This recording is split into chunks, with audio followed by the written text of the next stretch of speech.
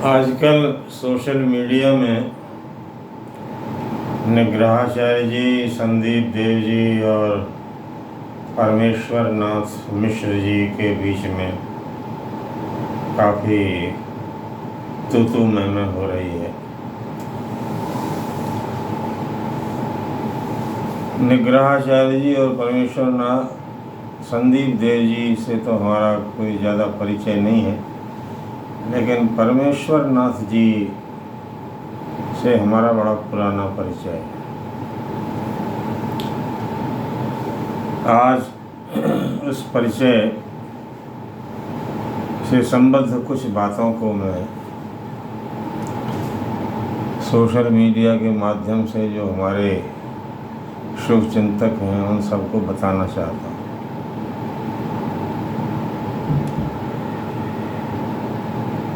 जब से मैंने कृपात्री जी महाराज की पुस्तक राष्ट्रीय स्वयंसेवक संघ और हिंदू धर्म पढ़ी, तब से मुझे ये पता चला कि प्रमाण क्या चीज़ होती है, प्रमाणों का प्रामाण्य क्या होता है, वेद क्यों प्रमाण हैं, किस विषय में प्रमाण हैं। इन सब बातों का ज्ञान मुझे राष्ट्रीय स्वयंसेवक संघ और हिंदू धर्म पढ़ कर के हुआ। उसके बाद मेरे मन में ये बात हमेशा मुझको कचोटती रहती थी कि कृपात्री जी जब इतनी बढ़िया बात करते हैं और सही भी है कि जो भी प्रत्यक्ष पदार्थ नहीं है, अप्रत्यक्ष है, उनका बोध किन्हीं अपौरुषेय शब्द राशि से ही हो सकता है। और ऐसे अप्रत्यक्ष पदार्थों में कर्तव्य सबसे पहले है, जिसको हम दूसरे शब्दों में धर्म कहते हैं।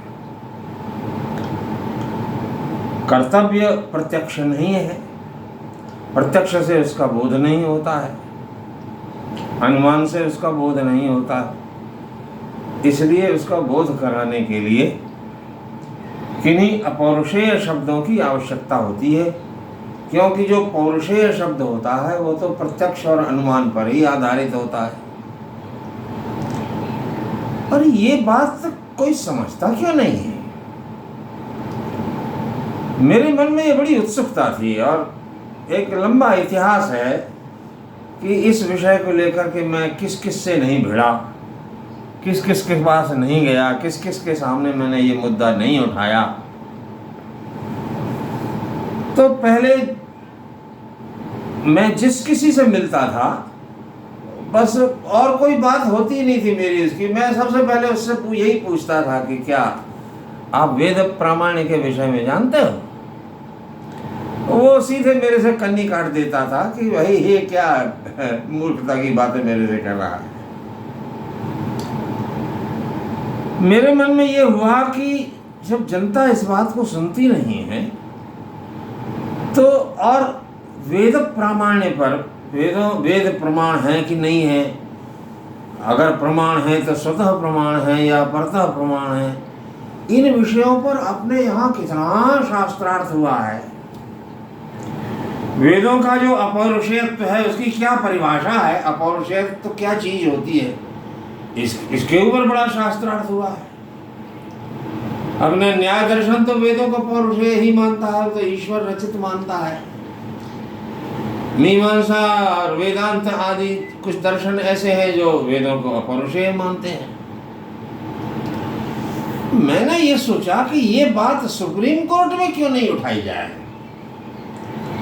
पर सुप्रीम कोर्ट में वेदों के प्रमाण पर तो प्रश्न नहीं उठाया जा सकता है, उनको वेदों से क्या लेना देना। लेकिन जो वेद विरुद्ध है उनके प्रामाण्य पर तो प्रश्न उठाया जा सकता है। सुप्रीम कोर्ट में बैठे हुए लोग जिस संविधान के पालन की शपथ लेते हैं, उस संविधान के प्रामाण्य पर तो प्रश्न उठाया जा सकता है कि वो संविधान प्रमाण है कि नहीं है। यदि प्रमाण है तो उसका प्रमेय क्या है, जिसमें वो प्रमाण है, वो स्वतः प्रमाण है कि परतः प्रमाण। ये विषय हमने ऐसा सुना है, पढ़ा है कि आदि शंकराचार्य ने बौद्धों से शास्त्रार्थ किया, जैनों से शास्त्रार्थ किया, कापालिकों से, अनेक मतों से शास्त्रार्थ करके और उनको हराया। वो उस समय प्रभावी थे, इसलिए उनसे शास्त्रार्थ किया। आज के समय में न तो बौद्ध प्रभावी है न जैन प्रभावी है। आज के समय में तो जो लोग संविधान की शपथ लेते हैं वो प्रभावी है। तो वो जो संविधान है अपना, वो संविधान क्या वेद सम्मत है? यदि नहीं है तो वो प्रमाण है कि नहीं है, क्या इस पर विचार नहीं होना चाहिए? जिन सनातनियों ने अपने सर्वमान्य जो ग्रंथ हैं वेद, जब उनके प्रामाण्य पर शंका की है और इतना विचार किया है, वो सनातनी इस संविधान के प्रामाण्य पर चुप क्यों बैठे रहे? जब ये संविधान बन रहा था, क्यों नहीं इसके प्रामाण्य पर उन्होंने प्रश्न उठाया, लोगों से पूछा? ये सब बातें मेरे मन को परेशान करती थी। तो मैं लोगों से पूछता था, मैं ये कहता था कि ये जो प्रश्न है ये सुप्रीम कोर्ट में उठाया जाना चाहिए। तो लोग ये कहते थे कि सुप्रीम कोर्ट में प्रश्न उठाएंगे तो सुप्रीम कोर्ट आपकी बात सुनेगा ही नहीं। क्यों नहीं सुनेगा भाई? अरे तो कहते थे भाई, वो जिस ग्रंथ की, जिस पुस्तक के शपथ लेकर के वो उस पद पर बैठे हैं, उस पुस्तक के प्रामाण्य पर वो प्रश्न क्यों सुनेंगे, क्यों उस पर विचार करेंगे? तो इस पर मेरा कहना यह था कि भाई यदि वो हमारे इस प्रश्न पर विचार नहीं करेंगे तो वो जिस संविधान के पालन की शपथ लेकर के अपने पद पर बैठे हैं, उसी संविधान का उल्लंघन वो करेंगे। कैसे? भाई संविधान में जो एक फंडामेंटल ड्यूटीज नाम का चैप्टर है और एक फंडामेंटल राइट्स नाम का चैप्टर है, तो उसमें फंडामेंटल ड्यूटीज नाम का जो अध्याय है, उसमें एक ड्यूटी भारतवर्ष के प्रत्येक नागरिक की ये लिखी है कि every citizen of India must develop scientific temper. ये ऐसी उसमें लाइन है। इसमें माने भारतवर्ष के प्रत्येक नागरिक को अपने अंदर साइंटिफिक टेम्पर डेवलप करना चाहिए। साइंटिफिक टेम्पर क्या होता है? अरे भाई, साइंस तो ये होता है कि किसी भी चीज को परीक्षण किए बिना स्वीकार मत करो। यही साइंस है, यही साइंटिफिक टेम्पर है। अब यही बात तो हमारे यहाँ कहते हैं। अब हितोपदेश में तो अपरीक्षित कारक नाम का एक प्रकरण ही है। बिना परीक्षा के किसी भी वस्तु को स्वीकार नहीं करना।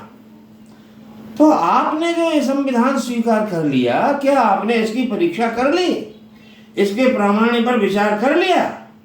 अगर कर लिया तो हमें भी समझाओ भाई। हम भी जानना चाहते हैं कि ये प्रमाण कैसे है। अगर प्रमाण है तो ये किस विषय में प्रमाण है, हम भी जानना चाहते हैं। अब बहुत ये शायद 1987 की बात है, काशी हिंदू विश्वविद्यालय में जो लॉ फैकल्टी है उसके विभागाध्यक्ष थे श्री प्रकाश जी मिश्र, वो भी मिश्र ही थे। तो उनसे हमारी मुलाकात हुई परमहंसी गंगा आश्रम में। तो उनके सामने भी हमने यही प्रश्न रख दिया। भाई वो तो इसी विषय के विभागाध्यक्ष हैं। मैंने कहा कि सुप्रीम कोर्ट में क्यों नहीं इस विषय पर विचार होता है? उन्होंने यही कहा कि भाई इस विषय पर वो विचार नहीं करेंगे, क्योंकि उन्होंने तो उस संविधान के पालन की शपथ ले रखी है, तो वो उसमें विचार क्यों करेंगे? तो मैंने कहा भाई वो सब पालन की शपथ ले रखी है, ये बात सही है, लेकिन वो संविधान प्रमाण है कि नहीं है, क्या इस पर उन्होंने विचार किया है? अगर किया है तो हमको भी समझाइए, हम भी जानना चाहते हैं। और तो उन्होंने कहा वो नहीं करेंगे। मैंने कहा नहीं करेंगे तो जो संविधान में ये बात लिखी है कि हर नागरिक को अपने अंदर साइंटिफिक टेम्पर डेवलप करना चाहिए, ये उसका कर्तव्य है, तो इसका वो उल्लंघन करेंगे, ये उल्लंघन होगा।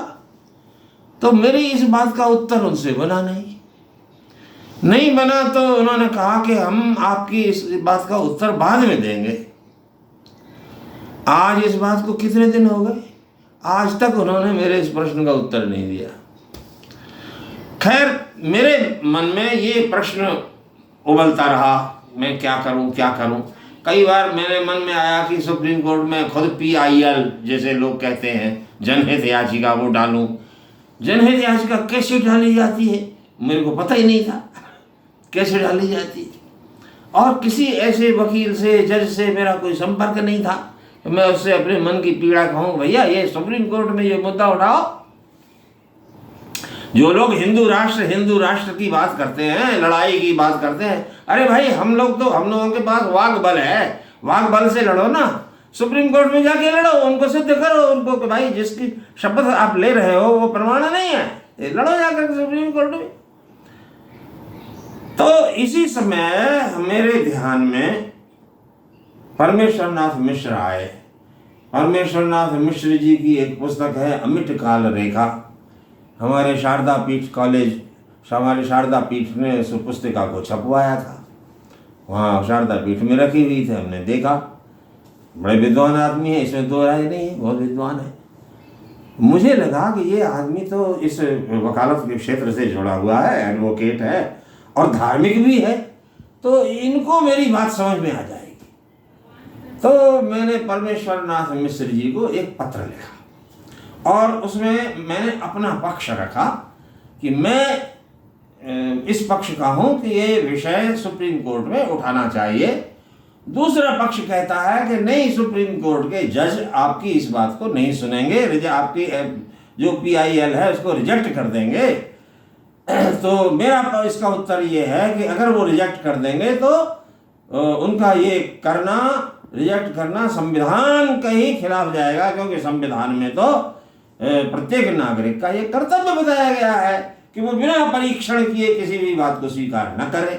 उन्होंने तो बिना परीक्षण के ही संविधान को स्वीकार कर लिया उन्होंने। तो ये मैंने दोनों पक्ष एक कागज पर लिख करके बाकायदा अच्छे अक्षरों में, और परमेश्वर नाथ मिश्र जी का जो पता लिखा हुआ था कलकत्ते का, और उस पते पर मैंने उनको भेज दिया और मैं प्रतीक्षा करने लगा कि शायद मिश्र जी का कोई उत्तर आएगा। लेकिन अब मेरा दुर्भाग्य कहो, क्या कहोगे, मिश्र जी ने कोई उत्तर नहीं दिया। मैं निराश हो गया। अब और क्या कर सकता हूँ, मैं मुझसे जितना बन सकता था मैंने किया। उसके बहुत दिन बाद ब्रह्मलीन जगत गुरु जी महाराज, स्वरूपानंद जी महाराज की जो जन्मभूमि है मध्य प्रदेश में, वहाँ उन्होंने एक विशाल शिव मंदिर का निर्माण किया। उसका उद्घाटन होना था, तो उसमें मैं गया। उसमें चारों शंकराचार्यों को बुलाया गया था, उसमें मैं गया। वहाँ लाखों लोगों का जनसमूह था, बहुत विशाल आयोजन था। मेरे साथ द्वारका शारदा पीठ का जो इंडोलॉजिकल रिसर्च इंस्टीट्यूट है, उसमें जो उसके प्रोफेसर जयप्रकाश नारायण जी द्विवेदी जी थे मेरे साथ। और हम जा रहे थे, तभी सामने परमेश्वर नाथ मिश्र जी सामने से आते हुए दिखाई दिए। द्विवेदी जी ने मेरा परिचय करवाया, ये मिश्र जी हैं, और मिश्र जी को कहा ये सच्चिदानंद जी है। तो पहले से ही हमारा उनके साथ व्यवहार तो हो चुका था। मैंने उनको पत्र लिखा था, उन्होंने उत्तर नहीं दिया, ये अलग बात है। तो हम दोनों ने एक दूसरे को नमस्कार किया, बड़ी प्रसन्नता हुई। उसके बाद और बातें होने लगी। तो उन्होंने ये स्वीकार किया कि आपका पत्र मिला था। उनको याद आ गई कि मैंने उनको एक पत्र लिखा था, तो उन्होंने स्वीकार किया कि आपका पत्र मिला था। उसके बाद हम भोजन करने के लिए बैठे, तीनों जने साथ में। तो मैंने उनसे पूछा प्रसंग में, आपको मेरा पत्र मिला था, आपने उत्तर नहीं दिया। कोई बात नहीं है, अब दे दीजिए उत्तर। अब तो आप मिल गए, अब हम मेरे प्रश्न का उत्तर दीजिए। तो उन्होंने स्वीकार किया कि आपका पक्ष सही है। क्या पक्ष है? कि मैंने संविधान के प्रामाण्य पर सुप्रीम कोर्ट को विचार करना चाहिए, ये मेरा पक्ष था, ये पक्ष आपका सही है। तो मैंने कहा तो फिर ये बात सुप्रीम कोर्ट से कोई कहता क्यों नहीं है? तो उन्होंने कहा कि कहे कौन? जो वकील, जो एडवोकेट जो कहेंगे उनको पैसा चाहिए, बिना पैसा के वो कहेंगे नहीं। ये उनके शब्द हैं जो आज तक मुझे याद है। एडवोकेट को पैसा चाहिए, पैसा लाखों रुपया होता है, लाखों रुपया लेगा तो जाकर के सुप्रीम कोर्ट में खड़ा होगा तो आपकी बात कहेगा। और इस विषय पर रुपया खर्च करने के लिए कोई धर्माचार्य, कोई मठाधीश, कोई महंत, कोई भी तैयार नहीं है। ये मिश्र जी के कथन है जो आज तक मेरे हृदय में विद्यमान है। मैं सुन करके बड़ा निराश हो गया। मैंने कहा यार ये बात है, मैंने सुप्रीम कोर्ट में अपनी बात कहने के लिए, कहवाने के लिए लाखों रुपया चाहिए। ये तो किसी की व्यक्तिगत बात नहीं है, ये तो देश का प्रश्न है। देश का प्रश्न उठाने के लिए भी लाखों रुपया चाहिए। तो अब ये बात मेरी समझ में उस समय नहीं आई। मैं पूछता कि आप ही कह दीजिए सुप्रीम कोर्ट में जाकर के। तो जब उन्होंने कह दिया जो कहेगा उसको रुपया चाहिए, इसका मतलब है कि वो उन्होंने स्वीकार किया कि मुझे भी रुपया चाहिए, कोई रुपया दे तो मैं वहाँ पर बात कहूँ। इसका अर्थ यही निकला। चलो, हमारी उनकी मुलाकात वहीं पर समाप्त हो गई और उसके बाद हम आज तक नहीं मिले। बाद में मैंने सुना हमारे ब्रह्मलीन जगत गुरु जी महाराज ने जो रामालय ट्रस्ट की स्थापना की थी, राम जन्मभूमि पर केस लड़ने के लिए, राम जन्मभूमि के केस को सुप्रीम कोर्ट में जिन लोगों ने प्रस्तुत किया उनमें एक परमेश्वर नाथ जी भी थे, ऐसा हमको पता पड़ा। परमेश्वर नाथ जी ने ऐसा सुनते हैं, बड़े उत्साह के साथ, बड़ी विद्वत्ता के साथ अपने पक्ष को वहाँ पर प्रस्तुत किया। लेकिन उनको मौका था वहाँ पर, जो मेरा पक्ष था कि संविधान का प्रामाण्य क्या है, ये प्रामाण्य विषय को वो वहाँ सुप्रीम कोर्ट में उठा सकते थे कि नहीं उठा सकते थे। वो रुपया तो कुछ लोग दे रहे थे ना उनको, वही भाई। अब आप देखिए कि भगवान राम की जन्मभूमि, वो जन्मभूमि जो अयोध्या है वो भगवान राम की है, राम नाम का कोई हुआ था। इसमें क्या प्रमाण है? इसमें रामायण प्रमाण है, इसमें महाभारत प्रमाण है, इसमें सब पुराण प्रमाण है।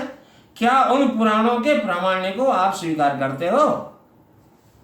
यदि स्वीकार करते हो अगर, तो ये बात वहां सिद्ध करनी चाहिए उनको, उनका प्रामाण्य। तो प्रामाण्य की ही तो बात थी। जब अगर सुप्रीम कोर्ट इन ग्रंथों के प्रामाण्य को स्वीकार कर लेता तो स्वतः ही ये हिंदू राष्ट्र सिद्ध हो जाता, उसके लिए और कुछ करने की आवश्यकता नहीं थी। लेकिन ये बड़े दुख की बात है, अवसर उनको मिला, रुपया उनको मिला, फिर भी उन्होंने सुप्रीम कोर्ट में इन ग्रंथों का प्रामाण्य सिद्ध नहीं किया। अब वो कहते हैं कि हमारे तर्कों से, हमारे युक्तियों से उन्होंने, सुप्रीम कोर्ट के न्यायाधीशों ने मान लिया कि वो राम जन्मभूमि है। नहीं माना भाई भगवान। अगर अयोध्या के विवादित स्थल को राम जन्मभूमि सुप्रीम कोर्ट ने मान लिया तो इसका मतलब यह है कि उन्होंने रामायण और महाभारत को के प्रामाण्य को उन्होंने स्वीकार कर लिया, क्योंकि इन ग्रंथों के अलावा अन्य किसी उपाय से तो राम नाम का कोई हुआ था ये हम मानते नहीं है, जान ही नहीं सकते इस बात को। और अगर उन ग्रंथों का प्रामाण्य स्वीकार हो गया तो ये देश तो वर्णाश्रमियों का है, हिंदुओं का है, ये बात स्वतः सिद्ध हो जाती है।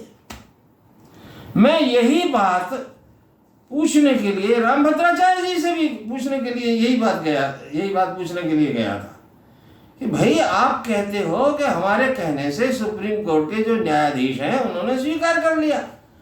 अगर सुप्रीम कोर्ट ने राम जन्मभूमि है ऐसा स्वीकार कर लिया तो राम जन्मभूमि स्वीकार करने के लिए पहले राम को स्वीकार करना पड़ेगा। राम एक ऐतिहासिक पुरुष हुए ये बात स्वीकार करनी पड़ेगी। और ये बात कैसे स्वीकार होती है? जब तक हम इन ग्रंथों का प्रामाण्य नहीं स्वीकार करेंगे तब तक राम हुए थे ये स्वीकार हो ही नहीं सकता है। अरे भाई, इन ग्रंथों का प्रामाण्य अगर स्वीकार नहीं करोगे तो आपका ये देश भारत है ये बात भी प्रमाणित नहीं हो सकती है। तो सबसे प्रमुख प्रश्न ये है कि वेद और तदनुसारी जो हमारे पुराण आदि शास्त्र हैं उनके प्रामाण्य को सुस्थिर करना।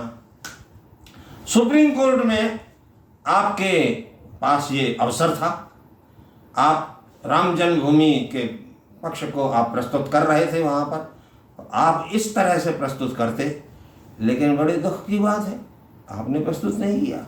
अगर आप कहते हैं कि हमने प्रस्तुत किया और सुप्रीम कोर्ट ने मान लिया, तब तो सुप्रीम कोर्ट ने ये स्वीकार कर लिया कि हाँ ये वेद आदि शास्त्र है और रामायण है, ये सब प्रमाणित ग्रंथ है, प्रमाण ग्रंथ है। अगर प्रमाण ग्रंथ है तो ये देश हिंदू राष्ट्र स्वतः सिद्ध हो गया, ये बात स्वीकार करवाइए। लेकिन ऐसा वास्तविकता ये है कि ऐसा हुआ नहीं है। हमारी ये विषय मेरे मन में बहुत दिनों से बोल रहा था कि इस बात को मैं कैसे किसी के सामने कहूँ। अब ये प्रसंग आया तो मैं इस बात को कहे बिना नहीं रह सका।